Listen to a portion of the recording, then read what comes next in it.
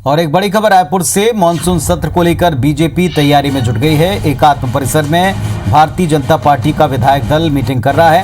पूर्व सीएम रमन सिंह, बृजमोहन अग्रवाल इसमें मौजूद हैं। 4 दिन के विधानसभा सत्र का विरोध कर रही पार्टी कम से कम 10 दिन का सत्र चाहती है। बैठक से पहले बृजमोहन अग्रवाल ने कहा, विधानसभा सत्र कम से कम 10 दिन का होना चाहिए। तो मानसून सत्र 4 दिन का है। इस बात का भारतीय जनता पार्टी ने पहले भी विरोध किया था। अभी भी विधायक दल की मीटिंग से पहले पूर्व मंत्री बृजमोहन अग्रवाल का कहना है कि कम से कम 10 दिन का सत्र होना चाहिए।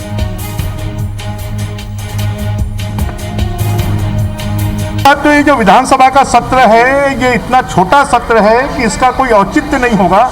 ये कम से कम 7 दिन से 10 दिन का ये सत्र होना चाहिए था। जो बजट सत्र था वो भी पूरा नहीं हुआ, इसलिए इस बीच में इतने ज्यादा मुद्दे तैयार हो गए हैं कि ये 3 दिन का सत्र कुछ बहुत काम नहीं हो पाएगा।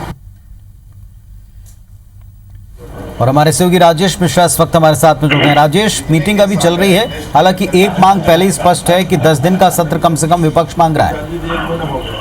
जी बिल्कुल, ये आज जो है मानसून सत्र पे किस तरह से रणनीति बनाई जाए, किस तरह से मुद्दे उठाए जाए, क्योंकि समय बहुत कम है और भारतीय जनता पार्टी के विधायक शुरू से ही इसका विरोध कर रहे हैं। उनका कहना है कि बजट सत्र भी काफी कम दिन का हुआ था, उसमें भी वो अपने ढंग से बात नहीं कर पाए थे, बहुत सारे अवरुद्ध भी हो गया था उसमें। उसके बाद मानसून सत्र हो रहा है, वो भी केवल 4 दिन का रख रहा है, उसमें से एक दिन श्रद्धांजलि में गुजर जाएगा, बचेगा 3 दिन। तो ऐसी स्थिति में बहुत सारे जो मुद्दे हैं सरकार के खिलाफ, बहुत सारे जो पॉइंट्स हैं उठाने थे, वो नहीं उठा पाएंगे। तो उसको लेकर आज यहाँ पर भाजपा विधायक दल की बैठक एकात्म परिसर में चल रही है, जिसमें पूर्व मुख्यमंत्री रमन सिंह है, बृजमोहन अग्रवाल है, शिवरतन शर्मा है, सौरभ सिंह है, नारायण चंदेल है, पुन्नू लाल मोहले है, रजनीश सिंह है।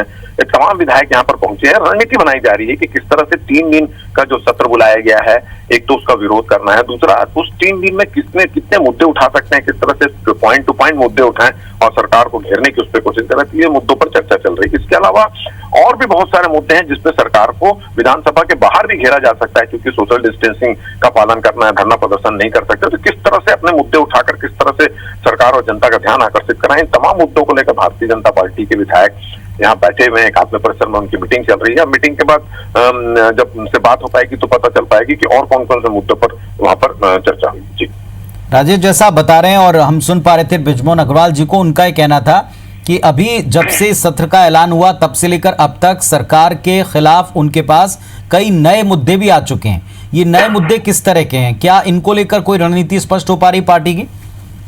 देखिए, मुद्दों की बात बोलेंगे तो जैसे तेंदुपत्ता बीमा संग्रह, तेंदुपत्ता के बीमा का मामला है, तेंदुपत्ता संग्राहकों को जो पैसा दिया जाना चाहिए था वो वाला मामला है, हाथियों के आतंक का मामला है। इसके अलावा क्वारंटाइन सेंटर में जो अव्यवस्था फैली हुई है, लोग खुदकुशी कर रहे हैं, उसकी जांच ठीक से नहीं हो रही है, उसका मामला है। इसके अलावा कोरोना काल को लेकर जिस तरह से जांच की जानी चाहिए उसका मामला है। सरकार लॉकडाउन को लेकर जो अलग निर्णय ले रही है वो मामले हो सकते हैं। विकास के काम पूरी तरह से ठप पड़े हुए हैं, वो मामला है। तो बहुत सारे मुद्दों की अगर बात करें तो मुद्दे बहुत सारे यहाँ पर हैं और तमाम मुद्दों को लेकर इसमें सरकार से जवाब चाहती है, विधानसभा में मामला उठाना चाहती है, मगर समय कम होने के कारण वो विधानसभा में अपनी बात नहीं रह पाएगी। और इसी वजह से जितने भी कम समय मिले उस समय का किस तरह से सदुपयोग किया जा सके, किस तरह से पॉइंट टू पॉइंट इस मामले को उठाया जा सके, उन तमाम मुद्दों पर रणनीति बनाने के लिए आज की बैठक रखी गई है।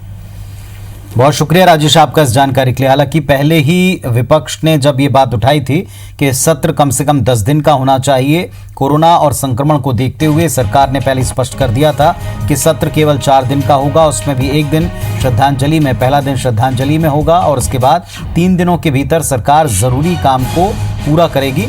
ये पहले भी सरकार की तरफ से स्पष्ट किया गया। अब इन 3 दिनों में विपक्ष किन किन मुद्दों पर किस किस तरह से घेर सकता है सरकार को, इसके लिए एक बैठक जारी।